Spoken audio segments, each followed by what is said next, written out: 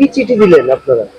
গত দুদিন ধরে কৃষ্ণনগর পৌরসভায় যে অরাজকতার সৃষ্টি হয়েছে, যেভাবে বৃদ্ধ বয়স্ক প্রাক্তন এমপ্লয়ীদের মারধর করা হয়েছে, প্লাস কর্মচারীদের যে দাবিকে কেন্দ্র করে এই আন্দোলন চলছিল, সেই দাবিগুলো গত 2 বছর ধরে কোনো নিষ্পত্তি হয়নি, কোনো আলোচনায় রাখেনি। সেই বিষয়ে চিঠি দিয়ে আমরা শোভনদাকে অবগত করালাম।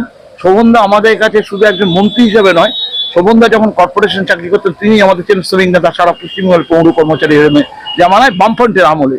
সেই কারণে শোভনদার প্রতি আমাদের অগাধ শ্রদ্ধা আছে। এর আগে যে কোনো প্রবলেমে কিছু শোভনদা সৌগতদা মিটিয়ে দিয়েছেন এবং আমরা আশা করব শোভনদা আমাদের সমস্যার কথা উপলব্ধি করবেন এবং সমাধানের পথ খুঁজে বার করবেন।